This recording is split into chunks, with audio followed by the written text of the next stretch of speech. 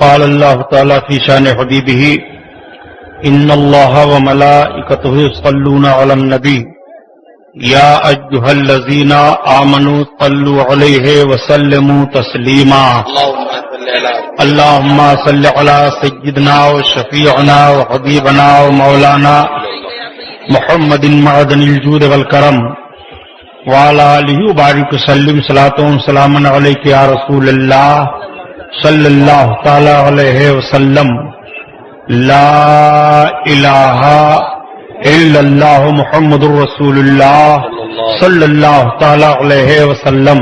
سبحان اللہ سبحان الحمدللہ الحمدللہ رب العالمین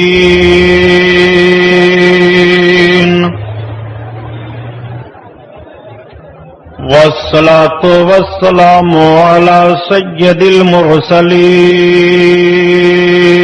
المرسلين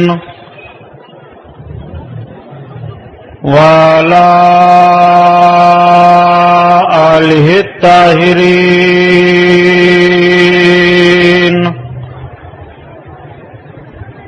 وصحابه المطهرين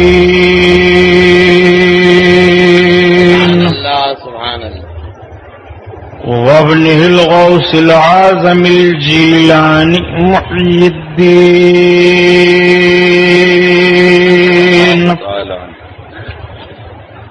وأهل بيته أجمعين أما بعد فأعوذ بالله من الشيطان الرجيم بسم الله الرحمن الرحيم قال الله تعالى في القرآن العظيم والفرقان الحميد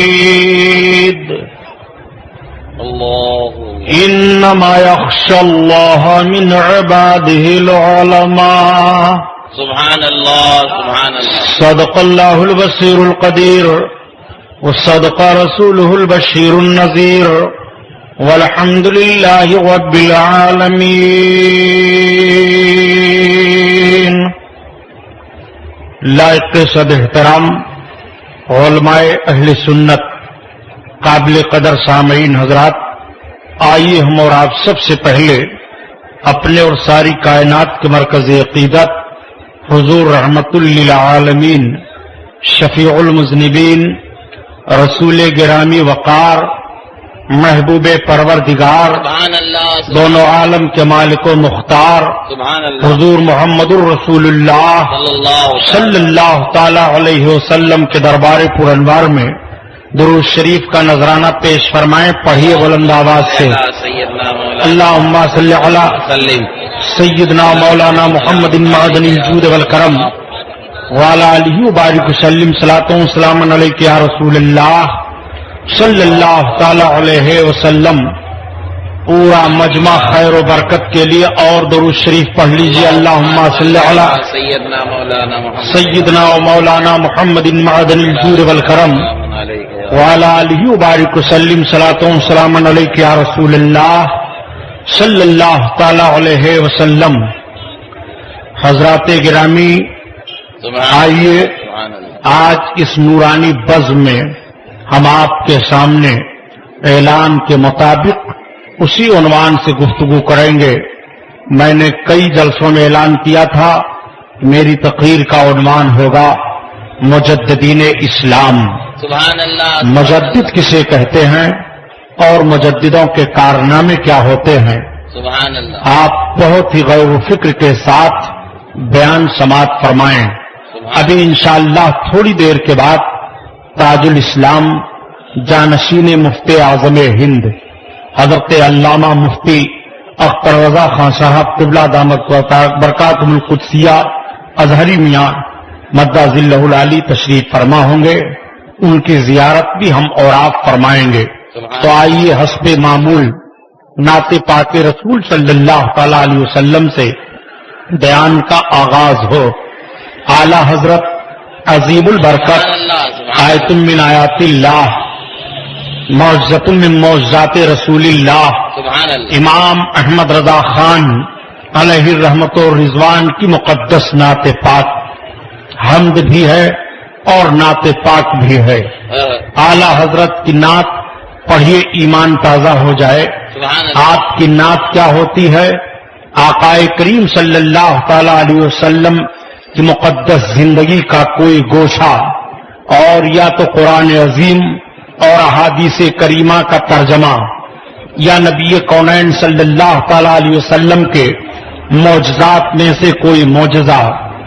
اعلی حضرت اللہ رب العزت کی بارگاہ میں اس کی حمد کرتے ہوئے اس کے محبوب کی تعریف اس طرح سے بیان کرتے ہیں. سبحان اللہ. سبحان اللہ. وہی رب ہے جس نے تجھ کو،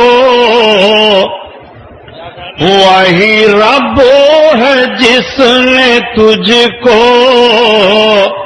ہمتن کرم بنایا. سبحان اللہ. وہی رب ہے جس نے تجھ کو ہمتن کرم بنایا. ہمیں بھیک مانگنے کو تیرا راستہ بتایا. سبحان اللہ. تجھے ہم دو ہے خدایا، تجھے ہم دو ہے خدایا. وہی رب ہے جس نے تجھ کو، وہی رب ہے جس نے تجھ کو ہمتن کرم بنایا. آج کچھ لوگ جب رب کی تعریف کرتے ہیں تو کہتے ہیں کہ رب وہ ہے جس نے آسمان کو بنایا، زمین کو بنایا، چڑیوں کو پیدا کیا، یہ کیا وہ کیا.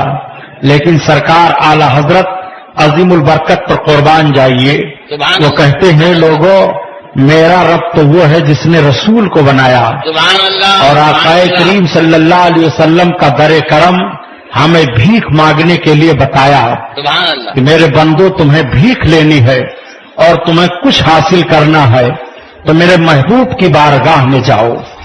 تمہیں میرے محبوب کی چوکھٹ ہی سے بھیک ملے گی. تم جو کچھ پاؤ گے میرے محبوب ہی کے دروازے سے پاؤ گے. آج محبوب کے دروازے پر جانے کے لیے نہ جانے کیسے کیسے اعتراضات کیے جا رہے ہیں، لیکن قربان جاؤ. واقعی بھیک اگر پاؤ گے تو آقا کریم صلی اللہ علیہ وسلم ہی کا دروازہ ہے. سبحان اللہ. نبی کا دروازہ چھوڑنے کے بعد تمہیں کچھ نہیں ملے گا. بے شک. لاؤڈ اسپیکر والا تھوڑا آواز اور تیز کر دو. ہاں لاؤڈ اسپیکر والا تھوڑا آواز تیز. تھوڑی اب مائک کی آواز ذرا بڑھا دیں. اسی لیے اعلی حضرت عظیم البرکت رضی اللہ تعالی عنہ فرماتے ہیں کہ خلق کے حاکم ہو تم، رزق کے قاسم ہو تم. کیا بات ہے. یا رسول اللہ خلق کے حاکم ہو تم، رزق کے قاسم ہو تم. اور جو ملا تم سے ملا تم پہ کرو درود. سبحان اللہ. سبحان اللہ. آقا کریم صلی اللہ علیہ وسلم ہی کی چوکھٹ ہے بھیک لینے کے لیے. آقا کا دربار چھوڑ کر کے بھیک لینے کے لیے جاؤ کہیں نہیں پاؤ گے. سچ ہے. کیسے سرکار کی بارگاہ میں لوگ مانگا کرتے تھے؟ آئیے ذرا صحابہ کرام کی مقدس زندگی مطالعہ کیجیے. صحابیوں کو جب جس چیز کی ضرورت پڑتی تو اپنے آقا کی بارگاہ میں حاضر ہوتے اور عرض کرتے یا رسول اللہ ہمیں اس چیز کی ضرورت ہے. اگر صحت خراب ہوتی تو عرض کرتے یا رسول اللہ ہم بیمار ہیں. بھوکے ہوتے تو عرض کرتے یا رسول اللہ ہم بھوکے ہیں. اگر انہیں مکان کی ضرورت ہوتی تو عرض کرتے یا رسول اللہ ہمارے پاس مکان نہیں ہے. جن جن چیزوں کی انہیں ضرورت پڑتی ان چیزوں کے لیے اپنے آقا کی بارگاہ میں حاضر ہوتے اور عرض کرتے یا رسول اللہ ہمیں اس چیز کی ضرورت ہے. نبی کونین صلی اللہ تعالی علیہ وسلم عطا فرماتے. سرکار کی بارگاہ سے کوئی خالی ہاتھ جاتا ہی نہیں. سبحان اللہ. جس چیز کا بھی سوالی بن کر کے جاتا نبی کونین صلی اللہ تعالی علیہ وسلم عطا فرماتے. بے شک. اسی لیے اعلی حضرت عظیم البرکت فرماتے ہیں کہ یہ اس نبی کا دربار ہے جس نبی کی بارگاہ میں مانگو پاؤ گے، ان کے وہاں نہیں کا کوئی لفظ ہی نہیں ہے. سبحان اللہ. وہ کبھی بھی کسی سوال پر نہیں فرمایا کرتے ہیں. اعلی حضرت عظیم البرکت فرماتے ہیں یہ لوگوں، تمہارے آقا صلی اللہ تعالی علیہ وسلم کی عظمت کا حال یہ ہے کہ واہ کیا جود و کرم ہے شہ بتہا تیرا. سبحان اللہ. سبحان اللہ. واہ کیا جود و کرم ہے شہ بتہا تیرا. واہ کیا جود و کرم ہے شہ بتہا تیرا. نہیں سنتا ہی نہیں مانگنے والا تیرا. اللہ. سبحان اللہ. مانگنے والا تیرا. نعرہ تکبیر، نعرہ رسالت، مسلک اعلی حضرت حضرت علامہ غلام محی الدین صاحب سبحانی. سبحان اللہ. نہیں سنتا ہی نہیں مانگنے والا تیرا. وہی رب ہے جس نے تجھ کو ہم تن کرم بنایا. ہمیں بھیک مانگنے کو تیرا راستہ بتایا. تجھے ہم دو ہے خدایا، تجھے ہم دو ہے خدایا. یہی بول سدر والے چمنے جہاں کے تھالے. یہی بول سدر والے چمنے جہاں کے تھالے. سبھی میں نے چھان ڈالے، تیرے پائے کا نہ پایا. تجھے ایک نیک بنایا، تجھے ایک نیک بنایا. تجھے ہم دو ہے خدایا، تجھے ہم دو ہے خدایا. وہی رب ہے جس نے تجھ کو ہم تن کرم بنایا. درود پاک. اللہم صلی علی سیدنا مولانا محمد معدن الجود والکرم وعلی آلہ وبارک وسلم. صلاۃ و سلام علیک یا رسول اللہ صلی اللہ تعالی علیہ وسلم. رب تعالیٰ نے قرآن عظیم میں ارشاد فرمایا انما یخشی اللہ من عبادہ العلماء. اللہ. بے شک اللہ کے بندوں میں اللہ سے علماء ڈرتے ہیں.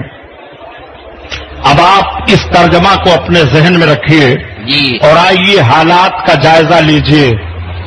اللہ کے حبیب صلی اللہ تعالی علیہ وسلم کے اس دنیا سے تشریف لے جانے کے بعد دین کے سارے کام کو انجام دینے والے صحابہ کرام ہیں، اور سارے صحابہ میں نبی اور رسولوں کے بعد سب سے افضل و اعلیٰ حضرت ابو بکر صدیق رضی اللہ تعالیٰ عنہ ہیں. خلافت کی ساری ذمہ داریاں آپ کے سپرد تھیں.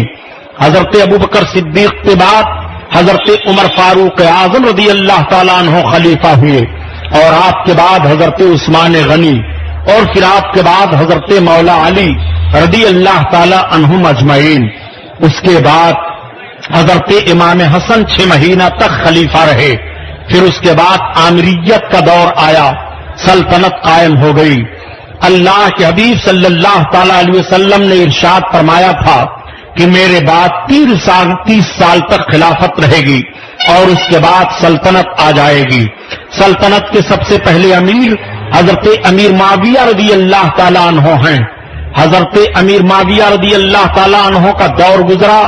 اس کے بعد یزید کا دور آیا، پھر کچھ ایسے دور میں لوگ آتے رہے، مذہب اسلام کا کام ہوتا رہا، لیکن اموی خلفاء میں حضرت عمر بن عبدالعزیز رضی اللہ تعالیٰ عنہ ایک ایسے عظیم الشان خلیفہ گزرے ہیں کہ جن کو 5واں خلیفہ کہا جاتا ہے، اور منہاج علی النبوت یعنی نبوی طور طریقے پر خلافت کے امور انجام دینے کے لیے حضرت عمر بن عبدالعزیز رضی اللہ تعالیٰ عنہ کی ذات گرامی سامنے آتی ہے۔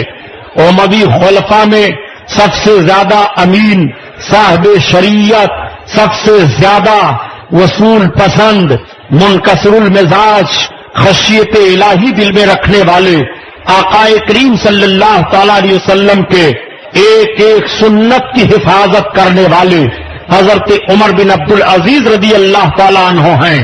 آپ کی ولادت وسعادت ہجری 9 میں ہوئی۔ اس کے بعد جب آپ خلیفہ بنائے گئے تو حضرت عمر بن عبدالعزیز خلیفہ بنائے جانے کے بعد سب سے پہلے آپ نے اپنی اہلیہ سے فرمایا کہ دیکھو اب تم کو ہمارے ساتھ رہنا بڑی دقت ہوگی، اگر تم چاہتی ہو کہ جیسے ہمارے ساتھ پہلے ٹھاٹ باٹ کے ساتھ رہی ہو ایسے تمہاری زندگی گزرے تو میں تمہیں طلاق دے دوں، تمہاری مرضی ہے تم دوسری شادی کر لو، اس لیے کہ اب میں ایسی زندگی گزارنا چاہتا ہوں جس ہماری زندگی کو دیکھنے کے بعد لوگ عبرت حاصل کریں گے۔ آپ کی اہلیہ نے فرمایا کہ سنیے، ہر موڑ پر زندگی کے میں آپ کے ساتھ رہی تو اس موڑ پر بھی آپ کا ساتھ دوں گی۔ حضرت عمر بن عبدالعزیز فرماتے ہیں تو سب سے پہلے تم اپنے سارے زیورات کو صدقہ کر دو۔ آپ نے اپنے اہلیہ کے سارے زیورات کو صدقہ کروایا۔ آپ کے پاس جتنے قیمتی کپڑے تھے، لباس، آپ نے ان سب کو صدقہ کر دیا۔ حضرت عمر بن عبدالعزیز کے احتیاط کا حال یہ تھا کہ جب تک وہ خلافت کے کام کو انجام دیتے تھے تب تک تو بیت المال کا تیل جلتا تھا چراغ میں، اور جب اپنا نجی کام وہ کیا کرتے تھے تو اس چراغ کو بجھا دیا کرتے تھے۔ ایک مرتبہ یہی حضرت عمر بن عبدالعزیز ہیں، آپ نے دسترخوان پر ارشاد فرمایا کہ کاش مجھے شہد کھانے کو مل جاتا۔ شہد کا نام سننا تھا کہ آپ کی اہلیہ نے بیت المال کے ذمہ دار کو اطلاع بھجوائی کہ امیر المومنین کی خواہش ہے شہد کھانے کی، چنانچہ بیت المال کے ذمہ دار نے آپ کے وہاں شہد بھجوا دیا۔ جب آپ پھر دسترخوان پر بیٹھے تو آپ کے سامنے شہد آیا۔ آپ فرماتے ہیں یہ شہد کہاں سے آیا؟ آپ کی اہلیہ نے کہا میں نے بیت المال کے ذمہ دار کو اطلاع بھجوائی تھی کہ امیر المومنین شہد کھانا چاہتے ہیں تو یہ بیت المال سے شہد آیا ہے۔ حضرت عمر بن عبدالعزیز نے اپنے ہاتھ کو کھینچ لیا اور فرمایا بیت المال کے محافظ کو بلاؤ۔ بیت المال کا ذمہ دار بلایا گیا۔ آپ نے فرمایا یہ تم کو کس نے شہد بھیجنے کے لیے کہا تھا؟ یہ کہاں سے شہد آیا ہے؟ اس نے کہا حضور تحفہ میں شہد بیت المال میں آیا تھا، آپ کے کھانے کی خواہش ظاہر ہوئی تو میں نے بھیج دیا۔ آپ سرزنش فرماتے ہیں اور تنبیہ فرماتے ہوئے بیت المال کے اس محافظ کو عہدہ سے ہٹا دیتے ہیں اور اپنے ہاتھ کو شہد سے کھینچ لیتے ہیں۔ فرماتے ہیں خبردار، یہ بیت المال میں آیا ہوا شہد عمر بن عبدالعزیز کا نہیں ہے بلکہ سارے مسلمانوں کا ہے، اور سارے مسلمانوں کی ملکیت پر مجھے خود مختاری کرنا اور اپنے لیے استعمال کرنا یہ میرے لیے درست نہیں ہے۔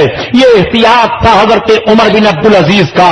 یہی حضرت عمر بن عبدالعزیز رضی اللہ تعالیٰ عنہ ہیں۔ ایک مرتبہ جب عید کا دورہ ہوا تو آپ کے شہزادے نے عرض کیا حضور ایسا آپ کریں کہ سرکار آپ وظیفہ بیت المال سے 1 مہینے کا پیشگی لے لیں تاکہ ہمارے لیے لباس کا انتظام ہو جائے۔ تو آپ نے بیت المال کے محافظ کو خط لکھا کہ مجھ کو 1 مہینے کا وظیفہ پیشگی دے دیا جائے۔ آپ سے بیت المال کے محافظ نے کہا حضور آپ پیشگی 1 مہینے کا وظیفہ لے رہے ہیں، کیا آپ کو یہ علم ہے کہ آپ 1 مہینہ تک زندہ رہیں گے؟ تب تک آپ کی آنکھوں میں آنسو آ گئے۔ آپ نے فرمایا نہیں مجھ کو یہ نہیں معلوم ہے۔ آپ فرماتے ہیں پھر کیوں؟ اگر اس درمیان میں آپ کا انتقال ہو جائے تو بیت المال کا بوجھ آپ اپنے سر پر لے کر کے جائیں گے۔ حضرت عمر بن عبدالعزیز رونے لگے اور اپنے شہزادے سے فرماتے ہیں بیٹا اسی پرانے پھٹے کپڑے میں عید کر لو. یہ احتیاط حضرت عمر بن عبدالعزیز کا ہے. حضرت عمر بن عبدالعزیز نے اپنی زندگی کے ایک ایک نقش کو ایسا ثابت کیا تھا کہ آج دنیا کے سارے لوگ کہنے پر مجبور ہیں کہ آپ کو 5واں خلیفہ تسلیم کیا جائے. یہی حضرت عمر بن عبدالعزیز ہے. ایک مرتبہ ان کے دربار میں کسی نے یزید کو رضی اللہ تعالیٰ عنہ کہہ دیا. آج میں نجد کی بدماش اولادوں کے ذہن و فکر پر ماتم کر رہا ہوں اور ماتم کیا ہی جائے گا. جب یہ یزید کے تعلق سے کہتے ہیں کہ یزید حق پر تھا اور یزید کا معاملہ اس طرح سے تھا, وہ حضرت عمر بن عبدالعزیز جیسا کون ہوگا؟ حضرت عمر بن عبدالعزیز کے دربار میں جب یزید کو رضی اللہ تعالیٰ عنہ کہا گیا تو آپ نے فوراً حکم دیا کہ اس کو 20 کوڑے مارے جائیں. اس نے یزید کو رضی اللہ تعالیٰ عنہ کو کہا ہے. چنانچہ حضرت عمر بن عبدالعزیز نے یزید کو رضی اللہ تعالیٰ عنہ کا عمر بن عبدالعزیز رضی اللہ تعالیٰ عنہ اس طرح سے احتیاط فرماتے ہیں.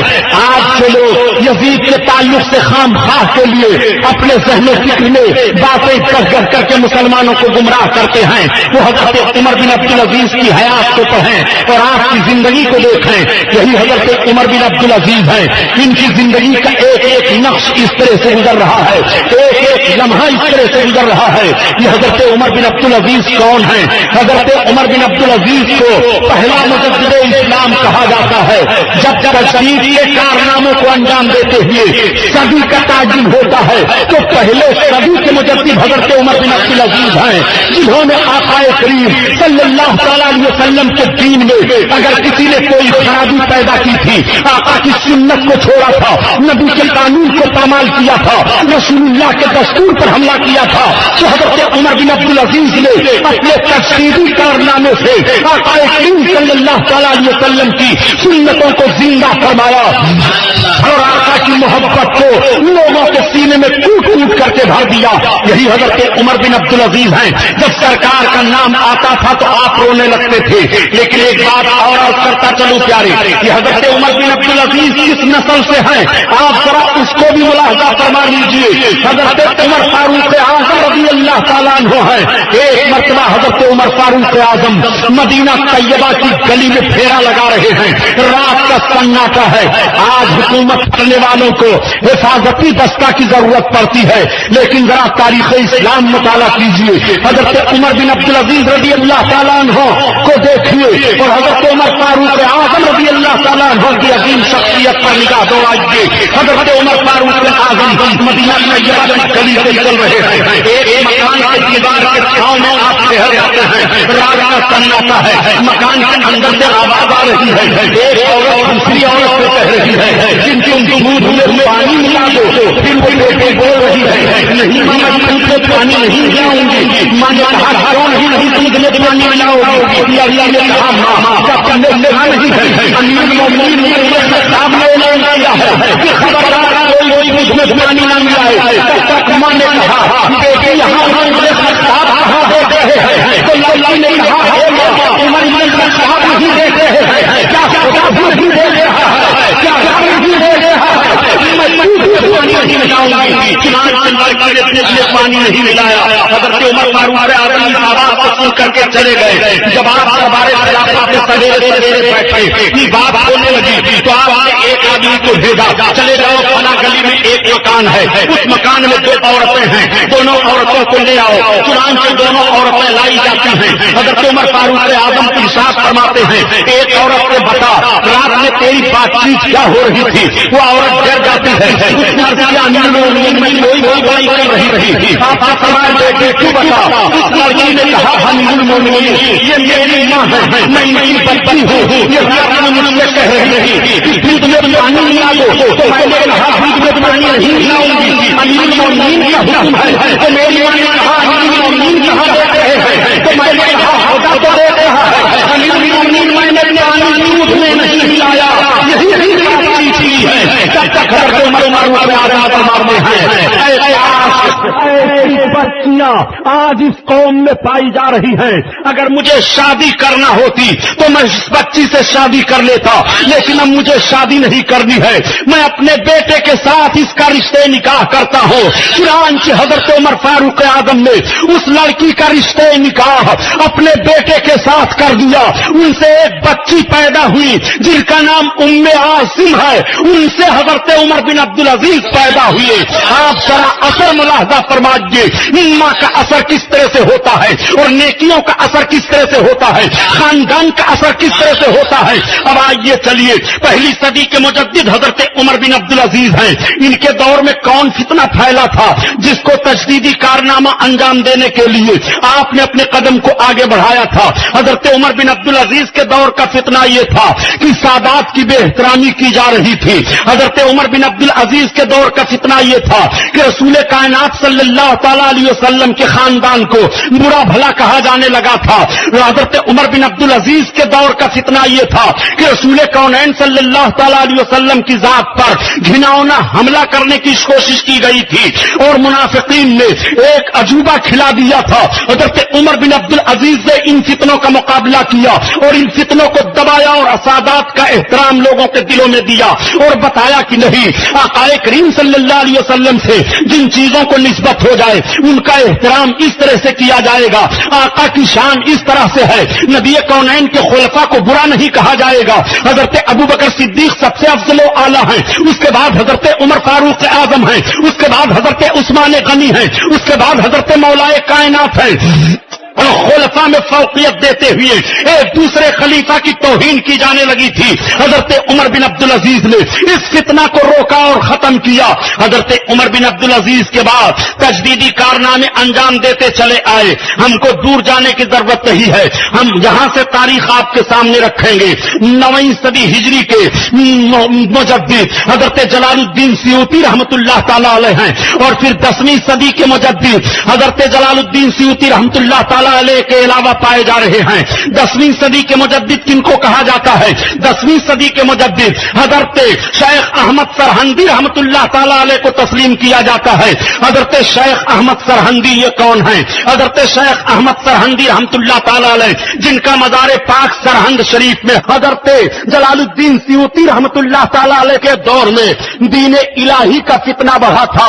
حضرت جلال الدین سیوطی رحمت اللہ تعالی علیہ پر الزام لگا کر کے کہ آپ نے ایک حدیث بیان کیا ہے کہ یہ دین نبی صلی اللہ علیہ وسلم 1000 برس رہے گا اور پھر 1000 برس سے آگے نہیں بڑھے گا. جب 1000 برس کا عرصہ گزر گیا اور 10ویں صدی لگی تو اکبر کے سامنے ایسے لوگوں نے معاملہ رکھا. اکبر بادشاہ نے دین الہی چلایا. عرب کی سرزمین پر بھی بہت فتنے پیدا ہو چکے تھے.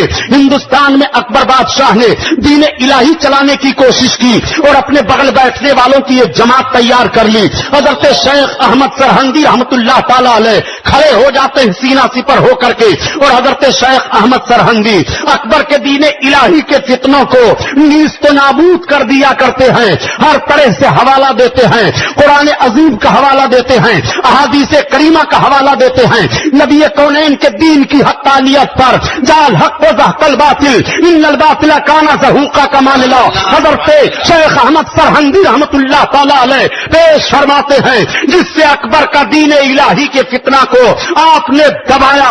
وہ دین الہی کا فتنہ ہندوستان کی سرزمین پر دبا. یہ حضرت شیخ احمد سرہندی کوئی معمولی بزرگ نہیں ہیں، بلکہ حضرت شیخ احمد سرہندی کا حال یہ ہے. ایک بات اور عرض کرتا چلو، اللہ تعالیٰ جس اپنے بندے کو مجدد بناتا ہے اس مجدد کو کشف و کرامت بھی عطا فرماتا ہے. وہ مجدد صاحب کشف ہوا کرتا ہے، مجدد کو تصرف بھی ملتا ہے، مجدد کو روحانی طاقت حاصل ہوتی ہے، مجدد وقت کے حالات کو دیکھتا ہے، اور مجدد نبازی کر کے ہوئے جس فتنے کا جو جواب ہوتا ہے اس جواب کے تعلق سے مجدد کی ذمہ داری ہوتی ہے. اگر اس فتنے کو قلم سے روکنے کے لیے کہا گیا ہے تو فتنہ مجدد قلم سے روکے گا. زبان سے روکنے والا فتنہ ہے تو مجدد اس فتنے کو زبان سے روکے گا. روحانیت کے ماحول سے فتنے کو روکنے کی ذمہ داری ہے تو مجدد روحانیت کے ماحول سے فتنے کو روکے گا. چنانچہ مجدد کو بہت ساری خوبیاں دی جاتی ہیں. مجدد کی سب سے عظیم خوبی یہ ہوتی ہے کہ مجدد صاحب کشف و کرامت ہوتا ہے. چنانچہ حضرت شیخ احمد سرہندی رحمت اللہ تعالی علیہ کے شہزادوں کے استاد ملا طاہر تھے. ایک روز آپ نے اپنے شہزادوں سے فرمایا کہ میں نے تمہارے استاد کی پیشانی پر دیکھا ہے لکھا ہوا ہے بدبخت. آ کر کے آپ کے شہزادوں نے حضرت ملا طاہر سے کہہ دیا کہ میرے ابا حضور آپ کے تعلق سے ایسے کہہ رہے تھے. اتنا سننا تھا کہ ملا طاہر رونے لگے, ان کی آنکھیں بھیگ جاتی ہیں. وہ حضرت شیخ احمد سرہندی کی بارگاہ میں حاضر ہوتے ہیں اور حاضر ہونے کے بعد عرض کرتے ہیں حضور آپ نے میرے پیشانی پر بدبخت لکھا ہوا دیکھا ہے, سرکار آپ دعا فرما دیں تاکہ میری پیشانی کی بدبختی دور ہو جائے. حضرت شیخ احمد سرہندی رحمت اللہ تعالی علیہ اپنے ہاتھ کو اٹھاتے ہیں دعا کے لیے اور رب کی بارگاہ میں دعا مانگتے ہیں. آپ پھر دیکھتے ہیں مگر ان کی پیشانی پر پھر بدبخت لکھا ہوا ہے. پھر آپ دوبارہ دعا مانگتے ہیں اور پھر دیکھتے ہیں پھر ان کی پیشانی پر بدبخت لکھا ہوا ہے. آپ تیسری مرتبہ دعا مانگتے ہیں, آپ پھر دیکھتے ہیں ان کی پیشانی پر پھر بدبخت لکھا ہوا ہے. اب حضرت شیخ احمد مجدد علی ثانی نے اپنے ہاتھ کو اٹھایا اور رب کی بارگاہ میں عرض کیا اے میرے پروردگار تو اپنے محبوب بندے عبد القادر پیر پیرا میر میرا شاہ جیلا غوث اعظم کے صدقہ میں ملا طاہر کی بدبختی کو نیک بختی میں بدل دے. غوث کا وسیلہ پیش کرنا تھا. اب حضرت شیخ احمد سرہندی پیشانی دیکھتے ہیں تو ان کی پیشانی پر بدبخت کے بجائے نیک بخت لکھا ہوا ہے. تقدیر بدل گئی ہے. تقدیر نعرہ رسالت غوث کا دامن حضرت علامہ غلام محی الدین صاحب سبحانی. تقدیر بدل گئی ہے. آپ ذرا دیکھیے ان کی پیشانی پر بدبخت لکھا ہوا تھا, تقدیر بدل گئی حضرت شیخ احمد سرہندی کی دعا سے. جب حضرت شیخ احمد سرہندی کے مزار پر ڈاکٹر اقبال کی حاضری ہوئی تو ڈاکٹر اقبال نے اسی واقعے کی طرف اشارہ کرتے ہوئے اس شعر کو کہا تھا کہ کوئی اندازہ کر سکتا ہے ان کے زور بازو کا, نگاہ مرد مومن سے بدل جاتی ہیں تقدیریں. اب آپ یہی اپنے ذہن کو حاضر کر لیجئے کہ مرد مومن کی نگاہ سے جب تقدیر بدل جاتی ہے تو جس کا نام لے کر کے مومن بنا جاتا ہے اس رسول کائنات کی نگاہ کا عالم کیا ہوگا. جب اس پار کا یہ عالم ہے اس پار کا عالم کیا ہوگا. جب ان کے گادا بھر دیتے ہیں شاہان زمانہ کی جھولی, محتاج کا جب یہ عالم ہے مختار کا عالم کیا ہوگا. محتاج کا جب یہ عالم ہے مختار کا عالم کیا ہوگا.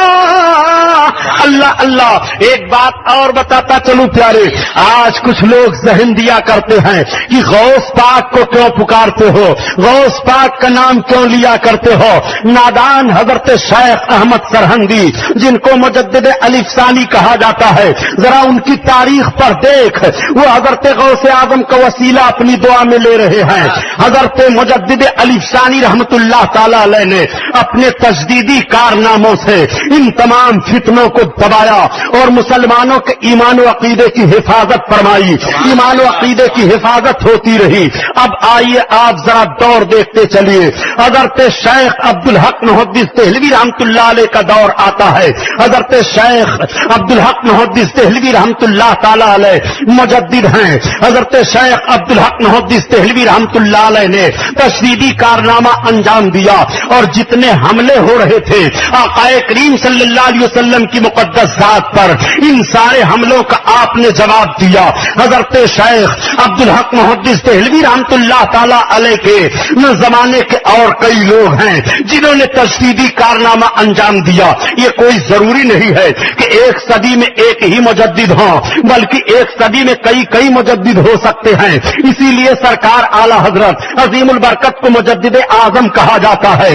امام کئی ایک ہیں, اسی لیے حضرت امام اعظم کو امام اعظم کہا کہا جاتا ہے تمام اماموں میں سب سے بڑے امام. آج یہ آپ اپنے ذہن کو حاضر رکھیے, بات سمجھ میں انشاءاللہ آ جائے گی. حضرت شیخ عبدالحق محدث دہلوی رحمت اللہ تعالی علیہ کے بعد مجدد کون ہیں؟ کن کا درجہ آتا ہے تجدیدی کارناموں پر؟ تجدیدی کارناموں پر 11ویں اور 12ویں صدی میں درجہ آتا ہے حضرت اورنگزیب عالمگیر رحمت اللہ تعالی علیہ کا. حضرت اورنگزیب عالمگیر کے دور میں آپ مجدد ہیں. حضرت ملا محب اللہ بہاری مجدد ہیں. حضرت میر عبد الواحد دلگرامی مجدد ہیں. یہ مجددوں کی فہرست ہے.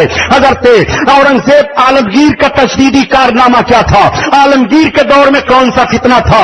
حضرت عالمگیر کے دور میں شیعیت کا فتنہ بہت پھیل گیا تھا. عالمگیر رحمت اللہ تعالی علیہ کے دور میں اماموں کے انکار کا فتنہ بہت پھیل گیا تھا. یہی وجہ ہے کہ حضرت عالمگیر رحمت اللہ تعالی علیہ نے ایک کتاب لکھوائی جس کتاب کا نام ہے فتاوی عالمگیری.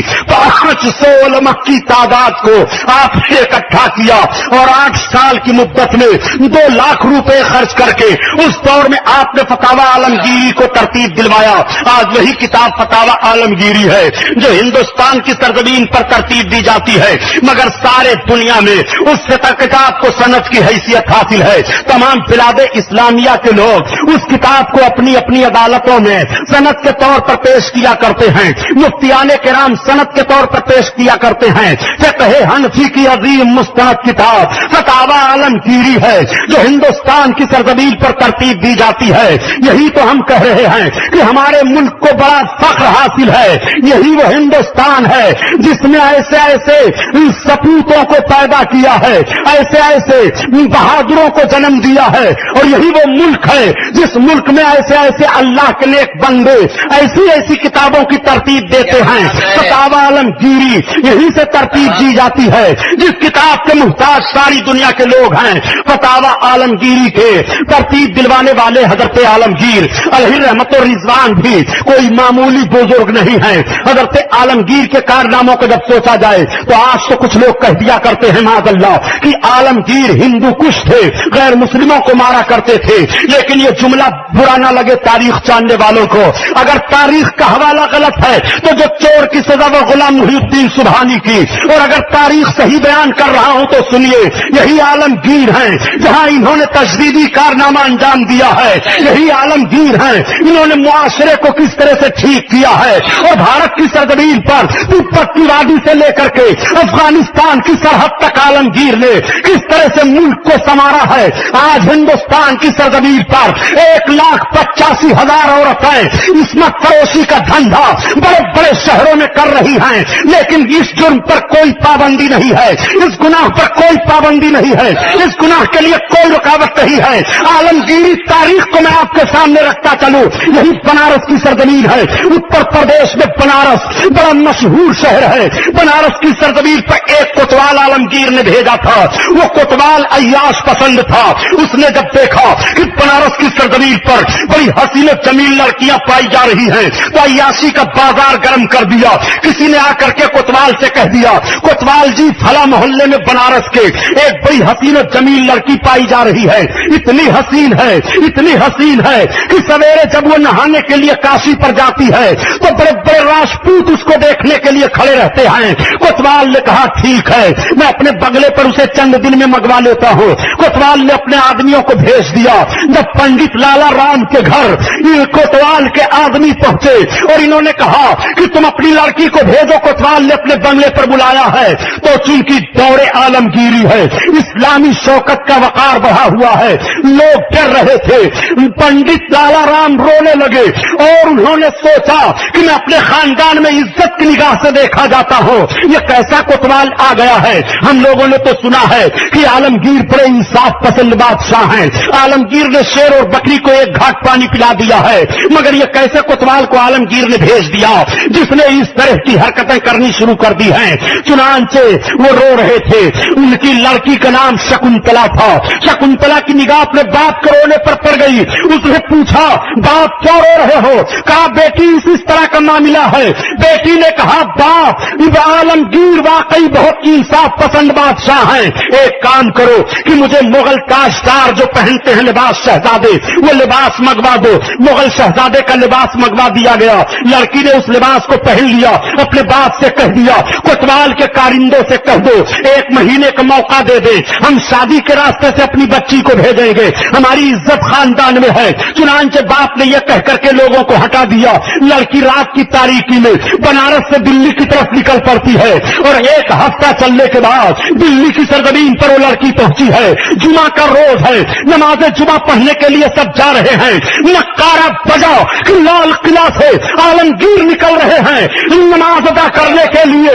سلطان عالمگیر مسجد میں گئے, نماز ادا کرتے ہیں اور نماز ادا کرنے کے بعد جب نکلنے لگے تو نکارا بج گیا کہ عالمگیر اب مسجد سے باہر نکل رہے ہیں. عالمگیر رحمت اللہ تعالی علیہ نے ایک قانون نافذ کر دیا تھا کہ جو اہم فریادی ہوں, جو بڑے بڑے مظلوم ہوں, جن کو ستایا گیا ہو اور ان کی فریاد نہ سنی جا رہی ہو, وہ دہلی کے جامع مسجد کے کنارے راستے میں لائن میں کھڑے ہو جائیں. ان کی درخواست میں خود دیکھوں گا. چنانچہ سارے مجرم اور سارے مظلوم کھڑے ہوئے ہیں. عالمگیر رحمت اللہ علیہ نکلے, ایک ایک کی فریاد سنتے چلے آ رہے ہیں, درخواست دیکھتے چلے آ رہے ہیں. مغل شہزادہ بھی کھڑا ہوا ہے. عالمگیر جیسے پہنچے آپ کی نگاہ پڑی, آپ نے اپنے رومال کو پھینکا, ارشاد فرمایا بیٹی تم اپنے سر کو بند کر لو. اور آپ نے پھر پیچھے اپنے پیچھے لگے ہوئے آدمیوں سے ارشاد فرمایا کہ اس بیٹی کو لے لو اور مکان کے اندر محل سرا میں لے چلو, حرم سرا میں. چنانچہ اس کو لے کر کے چلے. ادھر سارے لوگوں کی فریاد کو آپ دیکھ رہے ہیں اور انصاف دیتے چلے جا رہے ہیں. لوگ حیرت میں ہیں کہ ہمارے بغل میں کھڑا ہونے والا یہ مظلوم, ہم لوگ سمجھ رہے تھے یہ لڑکا ہے, مگر سلطان تو لڑکی کہہ رہے ہیں. عالمگیر کی نگاہ نے دیکھ لیا یہ آنے والا نوجوان لڑکا نہیں لڑکی ہے. اسی لیے آقا ارشاد فرماتے ہیں اتقوا بفراست المومن فانه ينظر بنور اللہ, مومن کی فراست بصری سے بچو اس لیے کہ وہ اللہ کے نور سے دیکھتا ہے. اب آپ ذرا غور فرمائیے, عالمگیر رحمت اللہ تعالی علیہ جب اندر گئے تو آپ نے ارشاد فرمایا بیٹی تو کون ہے, تو کہاں سے آئی ہے, تو نے اپنا لباس کیوں بدلا ہے. اس نے عرض کیا مہاراجا میں بنارس کی رہنے والی ہوں, شکنتلا میرا نام ہے. مہاراجا یہ مصیبت میرے اوپر آئی ہے, آپ نے جو کوتوال بھیجا ہے وہ کوتوال ہم جیسی نہ جانے کتنی کنیاؤں کی آبرو کا خون کر دیا ہے. میں عزت کی بھیک مانگنے آئی ہوں. تب تک عالمگیر نے فرمایا بیٹی بھیک کا لفظ نہ بولو, عزت کی بھیک نہیں مانگی جاتی ہے, عزت کی حفاظت کی جاتی ہے. عالمگیر رحمت اللہ تعالی علیہ نے اس لڑکی کو 14 مرتبہ بیٹی کہا تھا. بات چیت کرتے ہوئے لڑکی گنتی چلی جا رہی ہے کہ یہ سلطان مجھے بیٹی کہہ رہے ہیں.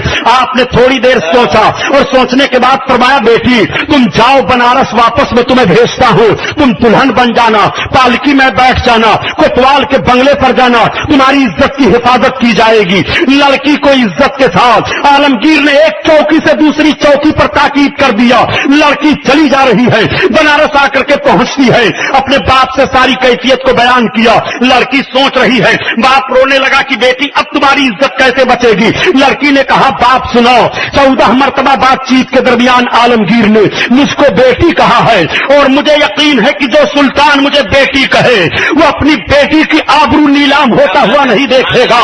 چنانچہ مجھے دلہن بناؤ. دلہن بنا دیا اور دلہن بننے کے بعد شکنتلا پالکی پر سوار ہو گئی, کوتوال جی کے بنگلے پر پہنچ گئی. کوتوال جی آج پھولے نہیں سما رہے ہیں, بہت سارے پیسے لٹا رہے ہیں. تب تک ایک فقیر سامنے جاتا ہے. فقیر نے کہا کوتوال ہم بھکاری ہیں, ہمیں بھی چند سکے دے دیجئے. کوتوال نے جھولی میں ہاتھ ڈالا اور ڈالنے کے بعد ایک مٹھا پیسہ نکالا اور نکالنے کے بعد جیسے فقیر کے دامن میں ڈالنے کے لیے ہاتھ بڑھایا, فقیر نے خود دامن کو چھوڑ دیا, پیسہ نیچے گر گیا. کوتوال نے ڈانٹا تم کیسے فقیر ہو, تم نے پیسے کو نیچے گرا دیا. کہا کوتوال مجھے پھر کچھ دے دو. کوتوال نے کہا وہی تمہیں اٹھانا پڑے گا. فقیر نے کہا مجھے کچھ دے دو. کوتوال نے کہا تم کیسے فقیر ہو، پیسے زمین پر گرا دیے ہو؟ تب تک فقیر نے اپنے ایک ہاتھ سے اپنے بٹن کو کھولا اور دوسرے ہاتھ سے ایک تھپڑ مارا کوتوال کے چہرے پر۔ اب جب استر کھلتا ہے تو دیکھا کہ سامنے عالمگیر کھڑے ہیں، سلطان عالمگیر ہیں۔ یہ ہاتھ جوڑ کر کھڑا ہو گیا، اس نے عرض کیا سلطان مجھے معاف کر دو، سلطان مجھے معاف کر دو۔ عالمگیر نے کہا عزتوں کے خون کرنے والے کو معاف نہیں کیا جائے گا، نادان تو نے اسلام کے نام پر داغ لگایا ہے۔ مذہب اسلام عزت کی حفاظت کرتا ہے، مذہب اسلام عزت کی نیلامی نہیں دیکھنا چاہتا ہے۔ تو نے کس طرح سے عزت کی نیلامی کی ہے؟ رسالت سبحان اللہ سبحان اللہ۔ اس لیے تجھے سزا ضرور دی جائے گی۔ عالمگیر رحمت اللہ تعالی علیہ نے اس کوتوال کو گرفتار کروایا۔ 200 آپ کے حفاظتی دستہ نہیں کہنا چاہیے، آپ کے ساتھ 200 فوجی تھے، وہ سب کے سب آ گئے، ایک میدان میں لے جایا گیا اور کوتوال کو سزا دی گئی۔ آج بھی بنارس میں کوتوال کی قبر پائی جا رہی ہے، معلوم کر لو۔ اور سزا کس طرح سے عالمگیر نے دی تھی؟ ہاتھی کو منگوایا تھا اور منگوانے کے بعد کوتوال کے ان دونوں پاؤں ہاتھی کے پاؤں میں باندھ کر کے ہاتھی کو دوڑایا تھا۔ اس طرح سے سزا دلوائی تھی عالمگیر نے، اور سزا دلوانے کے بعد عالمگیر پھر اس بچی کے گھر گئے۔ آپ نے فرمایا بیٹی شکنتلا پانی لاؤ۔ وہ لڑکی پانی لاتی ہے، آپ وضو بناتے ہیں اور وضو بنانے کے بعد 2 رکعت نماز ادا کرتے ہیں اور پھر ارشاد فرماتے ہیں بیٹی پانی لاؤ۔ وہ لڑکی پانی لاتی ہے، آپ پانی پینے کے بعد اعلان کرتے ہیں اے بنارس والوں گواہ ہو جاؤ، آج 15 دن کا عرصہ گزر گیا ہے جب سے یہ بچی گئی تھی اور اس نے اپنی فریاد پیش کر دی تھی۔ میں نے عہد کر لیا تھا کہ یا تو اس بچی کی عزت کی حفاظت کی ضمانت دے دوں گا اور یا تو پھر عالمگیر کی جان چلی جائے گی، اس وقت تک میں پانی نہیں پیوں گا، اس لیے میں نے آج تک پانی نہیں پیا ہے۔ آج یہ پانی پی رہا ہو، وہ عالمگیر ہے۔ میں آپ سے پوچھنا چاہتا ہوں عالمگیر کا یہ انصاف کیوں نہیں بیان کیا جاتا؟ جیسے عالمگیر نے نماز ادا کی فوراً اس بچی کا باپ سامنے آیا اور اس نے کہا یا مہاراجا آپ نے جہاں خدا کی عبادت کی ہے اس جگہ پر مسجد بنائی جائے گی۔ چنانچہ مسجد تعمیر کی گئی۔ آج بھی بنارس کی سرزمین پر مندروں کے بیچ میں دھریرا کی مسجد مشہور ہے، جس کو دیکھنا ہو دیکھ لے۔ یہ عالمگیر کا انصاف ہے، مسجد تعمیر ہو رہی ہے اور ایک تمہارا انصاف ہے کہ مسجدیں شہید ہو رہی ہے۔ جب مسجدیں تعمیر ہو رہی تھی تب یہ بھارت سونے کا چڑیا تھا، جب مسجدیں تعمیر ہو رہی تھی تب یہ ملک پھل پھول رہا تھا، جب مسجدیں تعمیر ہو رہی تھی تب تبت کی وادی سے لے کر کے اور افغانستان کی سرحد تک اتنا بڑا یہ ہمارا ملک تھا۔ یہ عالمگیر ہے، یہ عالمگیر 11ویں 12ویں صدی کے مجدد ہیں۔ انہوں نے ایسا تجدیدی کارنامہ انجام دیا ہے، معمولی بزرگ نہیں تھے عالمگیر۔ عالمگیر دہلی کے جامع مسجد میں رمضان شریف کا مہینہ آ گیا، قرآن سننے کے لیے تشریف لے گئے اور کبھی کبھی آپ قرآن سناتے بھی تھے، اس لیے کہ عالمگیر رحمت اللہ علیہ حافظ قرآن تھے۔ ان کے حافظ قرآن بننے کا واقعہ اس طرح سے ہے، علماء کی توجہ چاہتا ہوں۔ عالمگیر رحمت اللہ تعالی علیہ نے سب سے پہلے اپنے دونوں بچوں معظم اور مکرم کو حافظ قرآن بنایا، اور جب یہ دونوں بچے حافظ قرآن بن گئے تو آپ نے فرمایا اپنے دونوں بچوں سے کہ تم جاؤ لال قلعہ کے جیل میں، تمہارے دادا نظر بند ہیں، ان سے سلام کراؤ۔ چنانچہ جب یہ دونوں شہزادے اپنے دادا کی خدمت میں گئے اور سلام عرض کرتے ہیں دادا ہم کو والد گرامی نے بھیجا ہے، ہم آپ کو سلام کرنے کے لیے آئے ہیں، ہم حافظ قرآن بن گئے۔ تو حضرت عالمگیر کے والد فرماتے ہیں میرے پوتوں مجھے کیا خوشی ہے، خوشی تو تمہارے ماں باپ کو ہونی چاہیے، اس لیے کہ قیامت کے دن نور کا تاج تمہارے ماں باپ کو پہنایا جائے گا، مجھے کیا خوشی ہے۔ آ کر کے پوتوں نے اپنے باپ سے بتایا عالمگیر رحمت اللہ علیہ سے کہ دادا جان ایسے کہہ رہے تھے۔ حضرت عالمگیر کو بڑا جھٹکا لگا، حضرت عالمگیر نے قرآن منگوایا اور حفظ کرنا شروع کیا، آپ حافظ قرآن ہو گئے، اور جب حافظ قرآن ہو گئے تو آپ اپنے پوتوں سے فرماتے ہیں کہ جاؤ اپنے دادا سے کہہ دو دادا تمہارا لڑکا بھی حافظ قرآن ہو گیا، اب تمہیں بھی نور کا تاج پہنایا جائے گا۔ اللہ اکبر۔ وہ حضرت عالمگیر رحمت اللہ تعالی علیہ ہیں، مغل سلاطینوں میں سب سے پہلے حافظ قرآن ہیں۔ عالمگیر رحمت اللہ علیہ دہلی کے جامع مسجد میں قرآن سنتے بھی تھے، سناتے بھی تھے۔ چنانچہ ایک مرتبہ رمضان شریف کا مہینہ آیا، حضرت ملا محب اللہ بہاری رحمت اللہ تعالی علیہ قرآن پڑھ رہے تھے۔ عالمگیر رحمت اللہ تعالی علیہ قرآن سن رہے تھے، ایک جگہ قرآن میں غلطی ہو گئی تلاوت میں، عالمگیر رحمت اللہ علیہ نے ٹوک دیا۔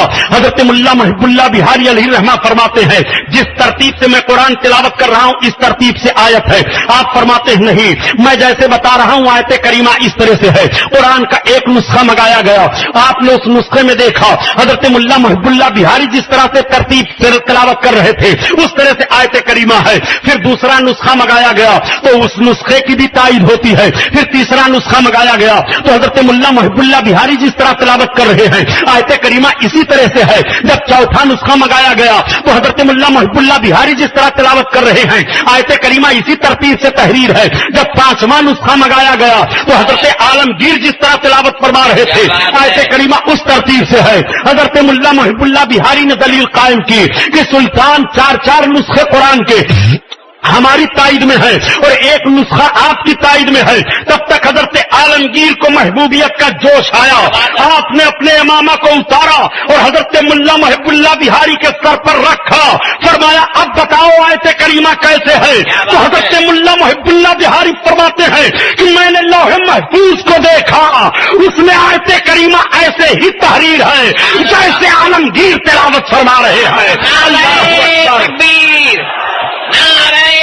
رسالت حضرت علامہ غلام محی الدین سبحانی، سبحان اللہ سبحان اللہ سبحان اللہ یا رسول اللہ، زندہ باد، سبحان اللہ سبحان اللہ بھائی، سبحان اللہ، واہ واہ۔ آپ ذرا تاریخ کا جائزہ لیجئے، آج تاریخوں میں نہ جا کر کے آپ نے اپنے ماضی کو بھلا دیا ہے، اور جو قوم اپنے ماضی کو بھلا دیتی ہے وہ قوم ترقی نہیں کر پاتی ہے۔ آج انگریزی ذہن و فکر رکھنے والے لوگوں نے تاریخ کا جنازہ نکالا اور تاریخ کو توڑ مروڑ کر کے پیش کرنا شروع کر دیا، جس سے لوگوں کے ذہن میں فتور آ گئے ہیں، فتنہ پھیل گیا ہے۔ عالمگیر رحمت اللہ تعالی علیہ کے تجدیدی کارناموں کو سوچئے، اور ایک بات اور میں کہنا چاہتا ہوں غیر مقلدوں سے جو آج اماموں کی تقلید نہیں کرتے ہیں، ان نجد کی بدماش اولادوں سے میں پوچھنا چاہتا ہوں کہ بھارت کی سرزمین پر 50 سال کے قریب حکومت کرنے والا یہ عالمگیر مجدد اسلام بتا مقلد ہیں کہ غیر مقلد ہیں؟ حضرت عالمگیر امام اعظم کے مقلد ہیں، وہ تقلید کر رہے ہیں، مجدد اسلام ہیں، وہ تقلید کر رہے ہیں، اور تم کس کھیت کے مولی ہو جو اماموں کی تقلید کا انکار کر رہے ہو؟ تو تمہیں کہنا پڑے گا کہ تم نجد کی پیداوار ہو، نجد کی بدماش اولادیں ہو، نجد کے حرام خور ہو، نجد کے الو ہو، نجد کے گیدڑ ہو، نجد کے بھنگی ہو، اس لیے کہ تم تاریخ الٹ کر کے دیکھو، ہم تمہاری تاریخ الٹنے کے لیے بیٹھے ہیں۔ اگر تاریخ کا حوالہ غلط ثابت ہو تو جو چور کی سزا غلام محی الدین سبحانی کی، یہ عالمگیر ہیں جو مقلد ہیں۔ اور عالمگیر رحمت اللہ تعالی علیہ کو غوث پاک سے کتنی محبت تھی، ذرا اس کو بھی سامنے رکھ کے چلو۔ اتنی محبت تھی، اتنی محبت تھی کہ آج بھی دلی کے محافظ خانہ میں، جو محافظ خانہ ہے جہاں آثار موجود ہیں پرانے، وہاں تلوار آپ کی دروازے کے سامنے لٹک رہی ہے، اس تلوار کی بیٹ پر لکھا ہوا ہے یا سیدنا شیخ عبد القادر جیلانی شیئن للہ، اے غوث اعظم خدا کے واسطے عطا فرمائیے۔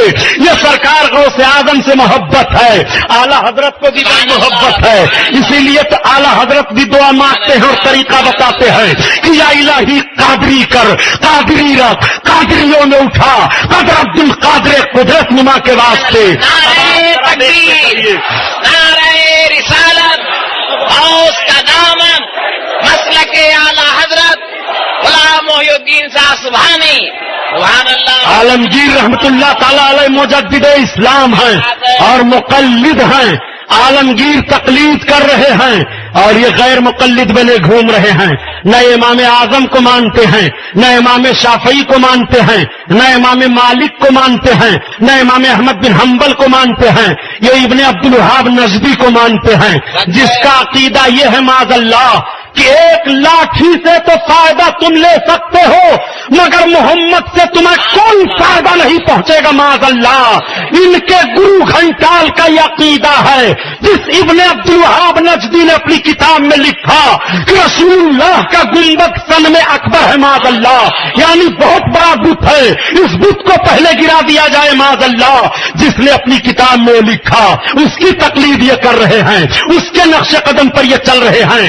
آؤ دیکھو تاریخ تمہارے سامنے رکھ رہا ہوں، سنی مسلمانوں تم کس طرح سے سنی بہترین بن کر کے رہے۔ ہاں ہندوستان میں شیعہ آ گئے تھے، شیعوں کے آنے کی جو تاریخ بتائی گئی ہے وہ نور جہاں کے دور سے شیعوں کے آمد کی تاریخ ہے۔ مفتی محمود اختر صاحب تھے، مولانا مقصود علی خان صاحب تھے، یہ علماء بیٹھے ہیں، ان سے آپ تاریخ معلوم کر سکتے ہو کہ نور جہاں کے دور میں شیعہ آ گئے تھے۔ وہ ایک لمبا واقعہ ہے، کبھی انشاءاللہ پھر بیان کروں گا، لیکن وہ شیعہ غالب نہیں آ پائے تھے، دخیل تو ہو گئے تھے۔ آہستہ آہستہ وہ اپنے نظریات کو پھیلانا شروع کر دیے تھے۔ حضرت عالمگیر رحمت اللہ علیہ نے دبا دیا تھا، اور ایسا دبایا تھا کہ یہ ابھر نہیں سکے تھے۔ حضرت عالمگیر نے تمام مسلمانوں کے ایمان کی حفاظت کی ہے۔ حضرت عالمگیر نے ملکی طور پر کیا کام کیا تھا؟ آپ نے ملکی طور پر یہ قانون نافذ کیا تھا کہ ہمارے ملک ہند میں گانجا اور بھانگ کی کھیتی نہیں ہو سکتی ہے، ہمارے ملک ہند میں رنڈیاں نہیں رہ سکتی ہیں، یا تو وہ ہمارا ملک چھوڑ دیں یا تو شادی کر لیں۔ عالمگیر رحمت اللہ تعالی علیہ نے باقاعدہ ایک محاکمہ قائم کیا تھا اس پر جانچ کرنے کے لیے، اور بہت ہی مضبوطی سے اس پر عمل ہو رہا تھا۔ عالمگیر کا دور ختم ہوا۔ عالمگیر رحمت اللہ تعالی علیہ کے بعد اب شیعیت کچھ بڑھنے لگی اور آگے بڑھنے لگی، اس طرح سے آگے بڑھنے لگی کہ اس نے حکومت میں بہت سارا دخل دینا شروع کر دیا، اور بڑے بڑے کلیدی عہدوں پر یہ حکومت میں ہو گئے۔ عالمگیر رحمت اللہ تعالی علیہ کے بعد تجدیدی کارنامہ کس نے انجام دیا؟ حضرت شیخ عبدالعزیز محدث دہلوی رحمت اللہ تعالی علیہ ہیں۔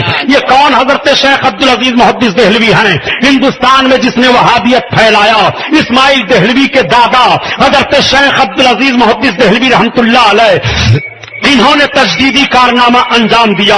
انہوں نے اس طرح سے تجدیدی کارنامہ انجام دیا کہ شیعیت پھیل رہی تھی، اور رافضیوں کے نرغے میں مسلمان آ کر کے اپنے عقیدے کو برباد کر رہے تھے۔ تو حضرت شیخ عبدالعزیز محدث دہلوی رحمت اللہ علیہ نے ایک کتاب لکھی، جس کتاب کا نام تحفہ اثنا عشریہ ہے۔ تحفہ اثنا عشریہ کا آپ کا لکھنا تھا کہ شیعیت یہاں سے ایسی رسوا ہوئی کہ یہاں کا سنی مسلمان شیعہ سے اس طرح متنفر ہو گیا کہ کسی سنی مسلمان کا کوئی رشتہ شیعہ سے نہیں رہ گیا، کوئی نماز کا معاملہ شیعہ سے نہیں رہ گیا۔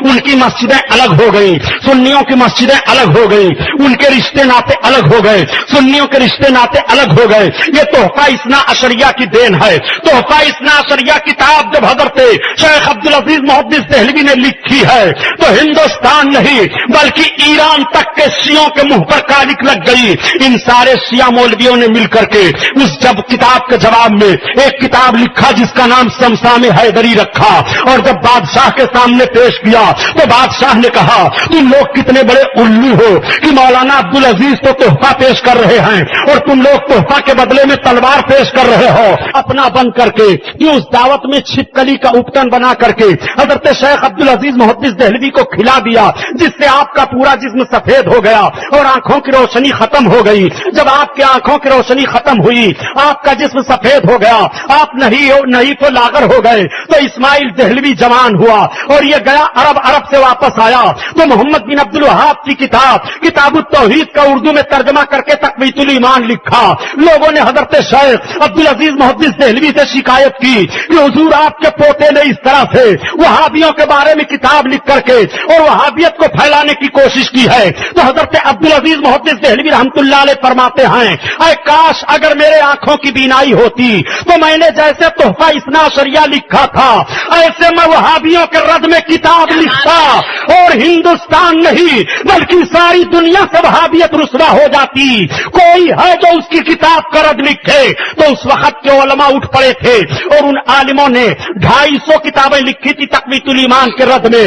تحفہ اثنا عشریہ کے مصنف حضرت عبدالعزیز محدث دہلوی رحمت اللہ علیہ اسماعیل دہلوی کو اپنی جائیداد سے آگ کر دیتے ہیں۔ وراثت سے محروم کر دیتے ہیں اور اسماعیل دہلوی کو کچھ نہیں دیا. اسماعیل دہلوی نے ہندوستان میں وہابیت کو پھیلانا شروع کیا اور سب سے پہلے اسماعیل دہلوی کی کتاب تقویت الایمان کلکتہ سے چھپی ہے, فورٹ ولیم کالج کے مدد سے چھپی ہے. یہ فورٹ ولیم کالج کون سا ادارہ تھا؟ یہ انگریزوں کا ادارہ تھا. انگریزوں نے ایک پہلا ادارہ قائم کیا تھا کلکتہ کی سرزمین پر اور اسی کے ذریعہ سے یہ ہندوستان میں داخل ہوئے تھے اور ہندوستان بھر میں پھیل گئے تھے. اسی مدرسہ کے تعاون سے پہلی بار ہندوستان میں تقویت الایمان کتاب چھپ کر کے آتی ہے اور انگریز کی پشت پناہی حاصل ہو جاتی ہے. وہابیت پھیلنے لگی. بہادر شاہ ظفر کا دور ختم ہوا. انگریز مسلط ہو گئے بھارت کی سرزمین پر. ایمان و عقیدہ لوگوں کا خطرے میں پڑ گیا. اب ایک طرف تو شیعیت پھیل رہی ہے اور دوسری جانب وہابیت منہ پھیلائے ہوئے ہے. حضرت علامہ فضل حق خیر آبادی رحمت اللہ تعالی علیہ کھڑے ہوئے اور انہوں نے دہلی کے جامع مسجد میں اسماعیل دہلوی سے مناظرہ کیا اور مناظرہ کرنے کے بعد اسماعیل دہلوی کو شکست دیا. شکست دینے کے بعد کتاب چھاپی جس کتاب کا نام تحقیق الفتویٰ یہ طالب تغوا ہے. وہ فی طالب تغوا ہے. وہ کتاب آج بھی مارکیٹ میں پائی جا رہی ہے. اسماعیل دہلوی کو مناظرہ میں شکست ہو گئی اور علامہ فضل حق خیر آبادی کو کامیابی ملی. یہی علامہ فضل حق خیر آبادی ہیں جنہوں نے 1857 میں انگریزوں کے خلاف جہاد کا فتویٰ دیا تھا کہ ہندوستان میں جتنے مسلمان ہیں سب کے اوپر جہاد فرض ہے. تو تاریخ نوٹ کرو, صرف اتر پردیش میں ملک کی آزادی کے لیے 27,000 علماء اہل سنت شہید ہوئے تھے اور ان کا خون بہا تھا, تب یہ دیش آزاد ہوا ہے. آج میں ان لوگوں سے پوچھنا چاہتا ہوں جو ملک کی آزادی کا خطبہ پڑھ رہے ہیں اور بڑی ڈینگیں مار رہے ہیں, ذرا ان کے دادا اور پرکھا کی تاریخ الٹ کر دیکھ لو. بھارت کو انہوں نے کس طرح سے آزاد کروایا ہے. جب ان کے دادا اور پرکھا کی تاریخ الٹو گے تو دیکھو گے کہ کوئی بھارت کی سوچ کا نقشہ بیچ رہا ہے, کوئی گاندھی کو مار رہا ہے, کوئی اندرا کو مار رہا ہے, کوئی ہندوستان کو بیچ رہا ہے, کوئی ہند کا خزانہ بیچ رہا ہے, کوئی ہندوستان کو بلیک میل کر رہا ہے, کوئی ہندوستان کا ہتھیار بیچ رہا ہے. ان کے دادا پرکھا ایسے دکھائی دے رہے ہیں اور جب ہماری تاریخ الٹ کر دیکھو گے تو 27,000 علماء نے 3 دن کے اندر اندر اتر پردیش کی سرزمین میں ملک کی آزادی کے لیے انگریزوں کے خلاف جہاد کر کے اپنا خون بہایا تھا. تب اس ملک کو آزادی کا منہ دیکھنا پڑا ہے. اسی کا نتیجہ ہمیں دیکھنا پڑ رہا ہے, اسی کا پھل ہمیں مل رہا ہے. ہمارے علماء کے خون بہے ہیں, ہمارے بھائیوں کے خون بہے ہیں, ہمارے مکان اجڑے ہیں, ہماری دکانیں پھٹی ہیں, ہمیں پھونکی گئی ہیں, عورتیں بیوہ ہوئی ہیں, بچے یتیم ہوئے ہیں. آپ ذرا تاریخ کا جائزہ لو. حضرت علامہ فضل حق خیر آبادی کا دور ختم ہوا. اعلی حضرت کی پیدائش 1856 میں ہوئی. جب جہاد کا اعلان ہوا تو اعلی حضرت اس وقت 1 سال کے تھے. اعلی حضرت 13 سال 10 مہینہ میں اپنے والد گرامی سے پڑھ کر کے عالم بنے اور جب اعلی حضرت عالم ہوئے ہیں تو بھارت کی سرزمین پر مسلمانوں کا ایمان و عقیدہ خراب کرنے کے لیے 100 سے زیادہ فتنے جنم لے چکے تھے. ایسے بھیانک فتنوں کا جنم ہو چکا تھا.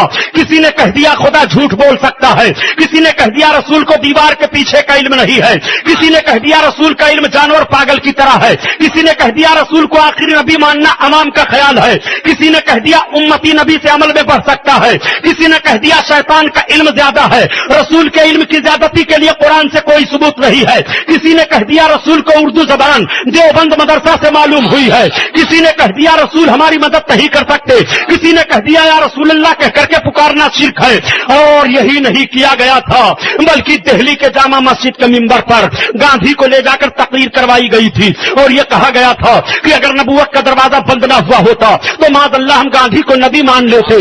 اور اسی دہلی کے جامع مسجد کے ممبر پر ایک طرف گیتا کو رکھا گیا تھا اور دوسری جانب قرآن کتاب کو رکھا گیا تھا اور دونوں پر ہار و پھول ڈالے گئے تھے اور یہ کہا گیا تھا معاذ اللہ کہ گیتا کتاب بھی حق ہے.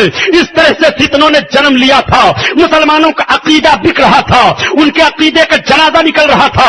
میں آپ لوگوں سے پوچھنا چاہتا ہوں کہ جتنی باتوں کو میں نے شمار کرایا ہے اگر ان باتوں میں سے کسی بات کا کوئی مسلمان شکار ہو جائے تو کیا وہ دائرہ اسلام میں رہ جائے گا؟ نہیں, اس کا اسلام سے تعلق نہیں رہے گا.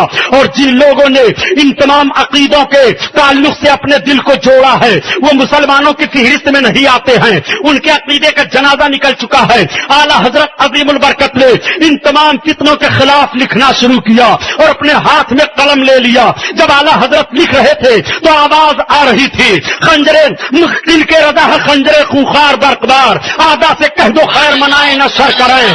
اور اور اعلیٰ حضرت لکھ رہے تھے تو آواز آ رہی تھی کہ یہ رضا کے نیزے کی مار ہے، کہ عدو کے سینہ میں غار ہے، کسے چارہ جوئی کا وار ہے، یہ وار آر سے پار ہے۔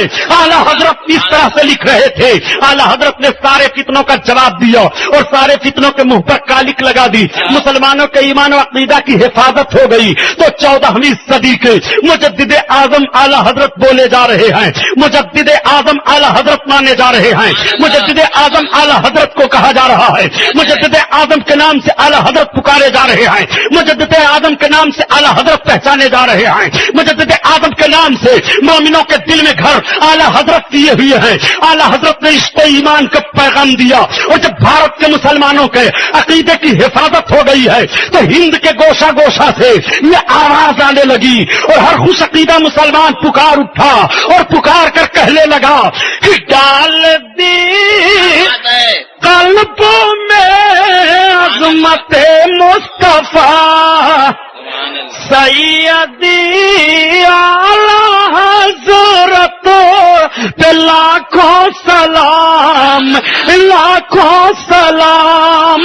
اللہ اللہ، نعرہ رسالت، مسلک اعلیٰ حضرت حضرت علامہ غلام محی الدین صاحب سبحانی، سبحان اللہ۔ آپ کو میں ایک بات بتاتا چلوں، یہ کتنا بڑا بھیانک فتنہ ہے وقت کا کہ آج اعلیٰ حضرت کی ذات پر اعتراض کیا جاتا ہے۔ ان کو اعلیٰ حضرت کیوں کہا جاتا ہے؟ اعلیٰ حضرت کے نام سے کیوں پکارا جاتا ہے؟ نادان، تمہیں خبر نہیں، آپ کے وقت میں جتنے حضرت ہیں سب میں آپ سب سے اعلیٰ ہیں، اس لیے آپ کو اعلیٰ حضرت کہا جاتا ہے، اور سب سے اعلیٰ کارنامہ آپ نے انجام دیا، اس لیے آپ کو اعلیٰ حضرت کہا جاتا ہے۔ یوں ہی آپ کو اعلیٰ حضرت نہیں کہا جاتا ہے، یوں ہی آپ اعلیٰ حضرت نہیں بنے ہیں، بلکہ اعلیٰ حضرت کی بارگاہ میں وہ مسئلے جو کئی سالوں سے علماء کے درمیان الجھے ہوئے تھے، جب اعلیٰ حضرت کی بارگاہ میں وہ مسئلے پیش کیے گئے تو اس طرح سے آپ نے حل فرما دیا ہے، ایسا حل فرمایا ہے کہ علماء کو تشفی بخش جواب مل جاتا ہے، ان کی نگاہیں روشن ہو جاتی ہیں، ان کا دل خوشی سے مچل جاتا ہے، تو کوئی پکار اٹھتا ہے یہ مجدد ہیں، تو کوئی پکار اٹھتا ہے یہ حجت اللہ علی الارض ہیں، تو کوئی پکار اٹھتا ہے یہ معجزۃ من معجزات رسول اللہ ہیں، تو کوئی پکار اٹھتا ہے یہ اعلیٰ حضرت عظیم البرکت ہیں، تو کوئی پکار اٹھتا ہے یہ مخدوم الکل ہیں، تو کوئی پکار اٹھتا ہے یہ مجدد دین و ملت ہیں۔ اپنے اپنے طور پر ہر کسی نے خراج عقیدت پیش کرنا شروع کر دیا۔ یوں ہی اعلیٰ حضرت کو اعلیٰ حضرت نہیں کہا گیا ہے، یہ اعلیٰ حضرت کا احسان ہے بھارت کے مسلمانوں کہ تمہارے ایمان و عقیدے کی حفاظت ہو گئی، ورنہ آج آپ کیسے مسلمان ہوتے؟ آپ سے کچھ کہا نہیں جا سکتا ہے۔ یہ کیسا اسلام کا دعویٰ کرنے والے کر رہے ہیں؟ ذرا کتاب کا نسخہ اٹھائیے اور دیکھیے کتاب میں کتنا بھیانک معاملہ نبی کریم صلی اللہ علیہ وسلم کی ذات پر حملہ کرتے ہوئے لکھ دیا گیا۔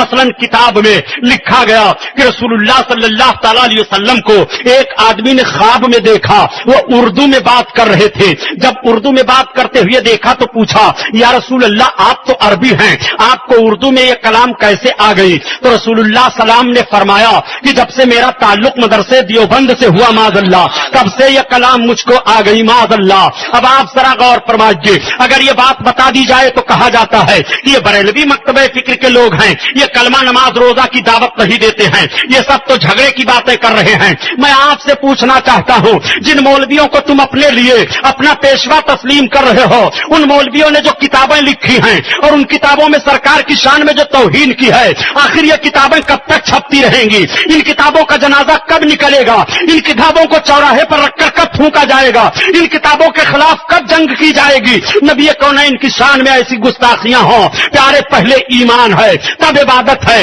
اگر ایمان نہیں ہے تو عبادت تمہارے منہ پر مار دی جائے گی، وہ عبادت رب کو قابل قبول نہیں ہے جو رسول کائنات کی محبت میں نہ ہو۔ اب آپ سے میں پوچھنا چاہتا ہوں، ایک طرف تو تم نے یہ کتاب میں لکھا، مگر اپنے رسول صلی اللہ علیہ وسلم کے زبان کے سمجھنے کا معاملہ سامنے رکھو۔ آج دنیا میں 30,000 زبانیں بولی جا رہی ہیں. ابھی تک زبانوں کا وجود جتنا دنیا میں ہوا ہے وہ 30,000 زبانیں پائی جا رہی ہیں. پوری دنیا میں 30,000 زبانیں بولی جا رہی ہیں. اور حضرت آدم علیہ الصلوۃ والتسلیم کو 7 لاکھ زبانوں کا علم تھا. ابھی تو وہ زبانیں وجود میں بھی نہیں آئی ہیں جن زبانوں کا علم حضرت آدم کو تھا. میرے سرکار تو امام الانبیاء ہیں, حضرت آدم کے بھی سردار ہیں, حضرت ابراہیم کے بھی آقا ہیں, حضرت عیسیٰ موسیٰ کے بھی آقا ہیں. اسی لیے تو اعلی حضرت عظیم البرکت فرماتے ہیں کہ خلق سے اولیاء, اولیاء سے رسول اور رسولوں سے اعلیٰ ہمارا نبی, ہمارا نبی اور رسولوں سے اعلیٰ ہمارا نبی, ہمارا نبی. اللہ اللہ, ہمارے اور آپ کے آقا مولا صلی اللہ تعالی علیہ وسلم تشریف فرما ہے. ایک صحابی حاضر آ گئے اور عرض کرتے ہیں یا رسول اللہ میرا اونٹ پاگل ہو گیا ہے اور وہ کاٹنے دوڑتا ہے. واقعہ سنانا مقصد نہیں ہے پیارے, جو بات ذہن و فکر میں اتار رہا ہوں اس کے نتیجے پر غور فرمائیے, پھر ابھی آپ موضوع سمجھ لیں گے.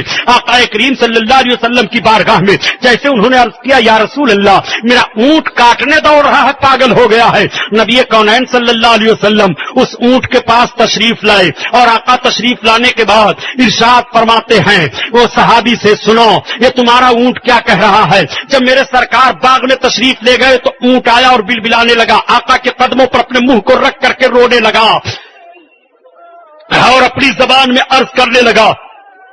نبی کونین صلی اللہ علیہ وسلم ارشاد فرماتے ہیں سنو یہ تمہارا اونٹ مجھ سے کہہ رہا ہے کہ یا رسول اللہ یہ میرا مالک مجھ سے کام زیادہ لیتا ہے اور مجھے خوراک کم دیتا ہے. یا رسول اللہ میں جسمانی طور پر کمزور ہو گیا ہوں, اس لیے تم اس کو خوراک دیا کرو, جب یہ جسمانی طور پر صحت مند ہو جائے تب اس سے کام لینا. نبی کونین کی بارگاہ میں اونٹ نے فریاد پیش کی. نبی اونٹ کی بولی سمجھ رہے ہیں. آؤ نبی کونین صلی اللہ علیہ وسلم تشریف لے جا رہے ہیں. تب تک ایک شکاری ایک ہرن کو شکار کے لیے آ رہا ہے. جیسے نظر پڑی اس ہرن کی, اس نے دیکھا رحمت للعالمین آ رہے ہیں, ان سے سارے لوگوں کو نجات حاصل ہوگی. اس جانور نے اپنی زبان میں عرض کیا یا رسول اللہ اس شکاری سے مجھے آپ چھوڑا دے, میں وعدہ کرتی ہوں کہ میں پھر اس کے شکار میں آ جاؤں گی, میں اپنے دونوں بچوں کو دودھ پلاؤں. یا رسول اللہ آج سویرے سویرے میں بلا دودھ پلائے ہوئے نکل پڑی تھی جنگل میں اور اس شکاری نے مجھے شکار کر لیا. آقا ارشاد فرماتے ہیں شکاری اس جانور کو تو چھوڑ دے, جانتا ہے یہ جانور کیا کہہ رہی ہے. اس نے عرض کیا اے ارم مرد کوئی شکار چھوٹ جانے کے بعد بھی شکار میں آتا ہے. آقا فرماتے ہیں وہ اور شکار ہوں گے جو چھوٹ جانے کے بعد شکار میں نہیں آئیں گے, یہ میرا شکار ہے, میں وعدہ کرتا ہوں یہ تیرے پھندے میں آئے گا واپس, اس کو چھوڑ دے. اس نے سرکار کی بات کا اثر لیا اور اس شکار کو چھوڑ دیا. ہرن چلی گئی اور اس نے اپنے دونوں بچوں کو دودھ پلایا اور دودھ پلا کر کے جب وہ آنے لگی تو بچوں نے ماں کے چھاتی کو تھاما اور اپنی زبان میں کہا ماں کہاں جا رہی ہو. ہرن نے جواب دیا میرے بچوں اگر کسی اور سے وعدہ کر کے آئی ہوتی تو مجھے جنگل میں پھر نکلنے کے بعد گرفتار نہ کر سکتا شکاری, مگر ایسے سے وعدہ کر آئی ہو جن سے وعدہ توڑا ہی نہیں جا سکتا ہے. رحمت للعالمین سے ہم نے وعدہ کیا ہے, بشیر و نذیر سے وعدہ کیا ہے, امام الانبیاء سے وعدہ کیا ہے, نبی کونین سے وعدہ کیا ہے. مسلمانوں ایک جملہ میں عرض کرتا چلوں, ایک جانور ہے جو اپنے نبی سے وعدہ کر لے تو اس وعدہ پر اس طرح سے کار بند رہے.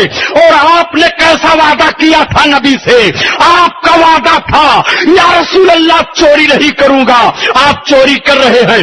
یا رسول اللہ شراب کے قریب نہیں جاؤں گا, آپ شراب کے قریب جا رہے ہیں. یا رسول اللہ پاپ کے قریب نہیں جاؤں گا, آپ پاپ کے قریب جا رہے ہیں. یا رسول اللہ حقوق نہیں ماروں گا, آپ حقوق پامال کر رہے ہیں. یا رسول اللہ قتل و غارت گری نہیں کروں گا, آپ خون بہا رہے ہیں ناجائز. یا رسول اللہ بے حیائی کے قریب نہیں جاؤں گا, بے حیائیاں آپ سے پھیل رہی ہیں. جانور تو رسول سے وعدہ کر کے اس طرح سے وعدہ کو پورا کرے، اور ہم اور آپ کیسے انسان ہیں کہ کتنے وعدوں کو توڑ رہے ہیں، ہم اور آپ کتنا وعدہ نبھا رہے ہیں۔ ذرا غور فرمائیے، آقا کریم صلی اللہ علیہ وسلم قیام فرما ہے، تب تک وہ ہرن آ جاتی ہے، سرکار نے فرمایا شکاری لے، وہ دیکھ ہرن آ گئی ہے، اس نے دیکھا اور دیکھنے کے بعد کہا کیا آپ وہی رسول تو نہیں ہیں جنہوں نے اپنی رسالت کا اعلان کیا ہے؟ اس لیے کہ جانور رسول ہی کے کہنے میں ہو سکتے ہیں۔ اب آپ اپنا ہاتھ آگے بڑھائیے، مجھے اسلام میں داخل کیجئے، پہلے مجھے اپنا شکاری بنا لیجئے، تب میں ہرن کو شکار بناؤں گا۔ سرکار نے کلمہ پڑھایا اور اسلام میں داخل فرما لیا۔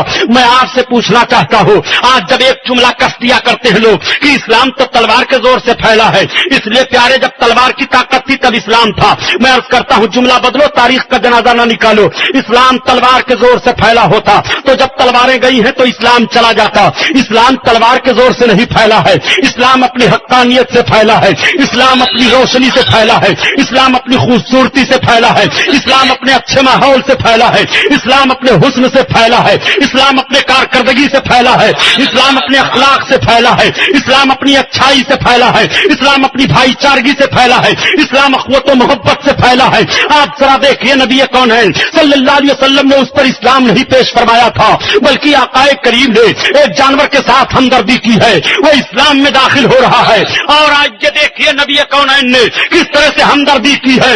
میرے آقا تشریف فرما تھے، تب تک آقا کی بارگاہ میں چڑیوں کا جھنڈ آ گیا، وہ چڑیاں چہچہا رہی ہیں، صحابہ بیٹھے ہیں مگر کوئی کچھ نہیں سمجھ پا رہا ہے۔ آقا ارشاد فرماتے ہیں جانتے ہو یہ پرندے مجھ سے کیا کہہ رہے ہیں؟ صحابہ نے عرض کیا یا رسول اللہ، اللہ اور اللہ کے رسول جانے۔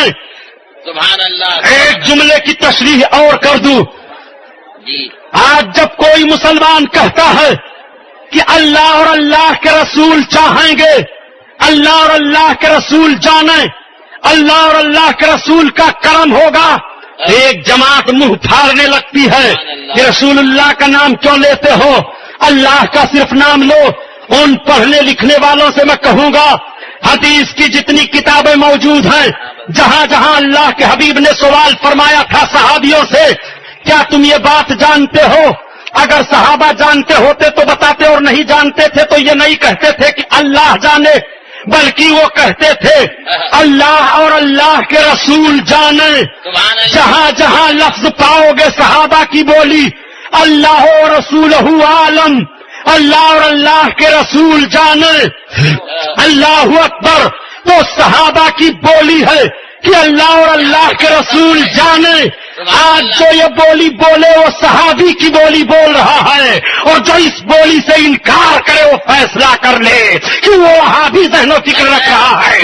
اس لیے مسلمانوں تمہیں صحابیوں کے ذہن و فکر پر چلنا ہے، وہابیوں کے ذہن و فکر پر نہیں چلنا ہے۔ ایک بات اور بتاتا چلوں، آقا کریم صلی اللہ علیہ وسلم نے جب فرمایا کہ کیا تم سمجھتے ہو کہ یہ پرندے مجھ سے کیا کہہ رہے ہیں، تو لوگوں نے جب عرض کیا یا رسول اللہ، اللہ اور اللہ کے رسول جانے، تو آقا فرماتے ہیں یہ تمام پرندے تمام چڑیاں مجھ سے کہہ رہی ہیں کہ اے اللہ کے رسول، آپ کی امت کے بچے میرے گھونسلوں کو اجاڑ دیا کرتے ہیں، آپ منع فرما دے یا رسول اللہ، ہم تنکوں کو چک چک کر کے لاتی ہیں اور گھونسلہ بناتی ہیں، اور یہ آپ کے امت کے بچے ہمارے گھونسلوں کو اجاڑ کر کھلونا بنا لیا کرتے ہیں۔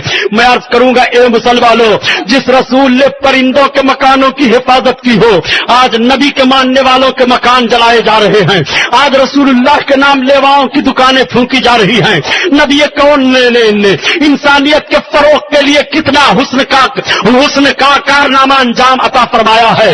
میرے آقا فرماتے ہیں خبردار، اب تم اپنے بچوں کو منع کر دو، کوئی بھی بچہ کسی پرندے کے گھونسلے کو نہ اجاڑے گا، کسی پرندے کے گھونسلے کو قطعاً نہ اجاڑے۔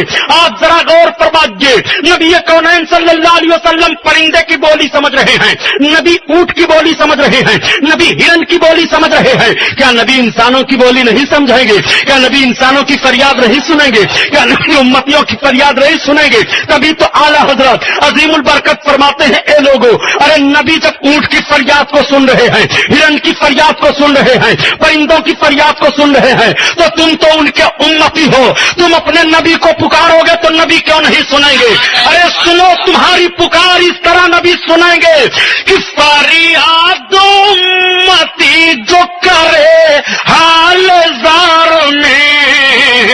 ممکن نہیں کہ خیر بشر کو خبر نہ ہو، خبر نہ ہو۔ نعرہ تکبیر، آؤ سنو، کیا بات ہے؟ یہ آپ کے آقا کی عظمت ہے۔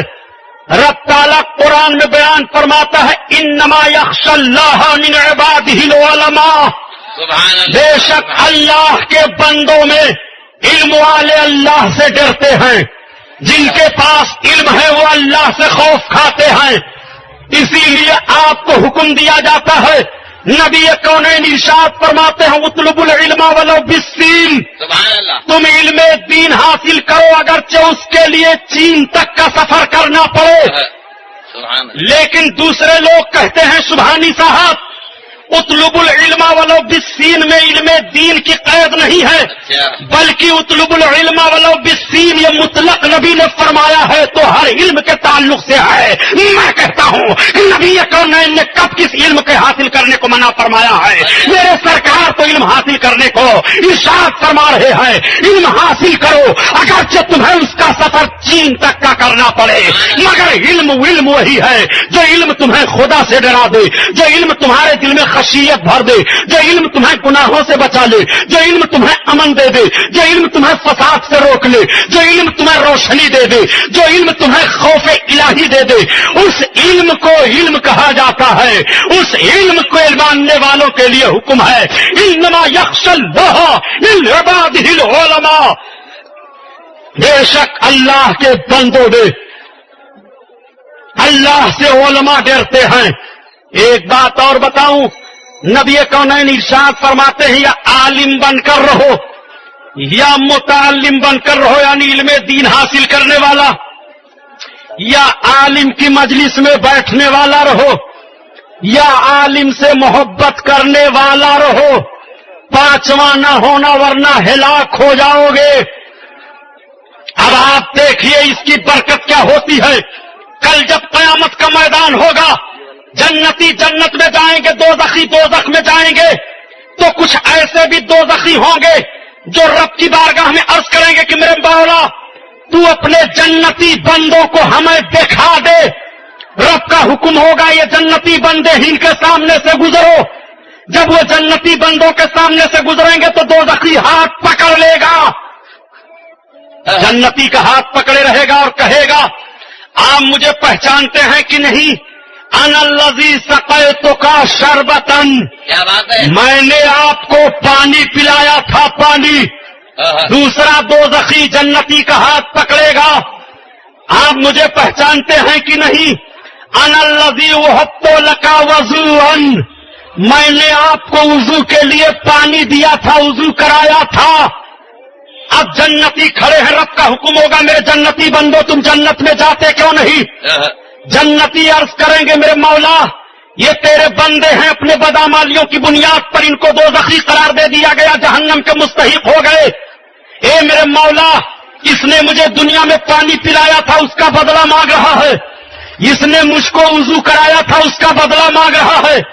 اب رب کا دریائے کرم جوش پر ہے، دیکھو رب فرمائے گا جس کا مفہوم یہ ہے میرے جنتی بندو ان سب کا ہاتھ پکڑ لو، جنت میں لے کر چلے جاؤ۔ سبحان اللہ، سبحان اللہ، نعرہ تکبیر، نعرہ رسالت، سبحان اللہ، سبحان اللہ۔ حدیث شریف کے الفاظ ہیں فَيَشْفَعُ لَهُ فَيَدْخُلُهُ الْجَنَّةَ، وہ اس کی شفاعت کرے گا اور جنت میں داخل کر دیا جائے گا۔ یہ علماء کی برکتیں ہیں، یہ جنتیوں کی برکتیں ہیں۔ انما یخشی اللہ من عبادہ العلماء، اللہ کے بندوں میں اللہ سے علماء زیادہ ڈرتے ہیں، علم والے ڈرتے ہیں۔ اے مسلمانوں، یا تو عالم بن کر رہو یا متعلم بن کر رہو، یا علماء کی مجلس میں بیٹھنے والا رہو یا تو علماء سے محبت کرنے والا رہو، تاکہ تمہارے بھی دل میں خشیت الہی رہے، تاکہ تمہارے دل میں بھی ڈر رہے، تاکہ تمہارے دل میں بھی خوف رہے۔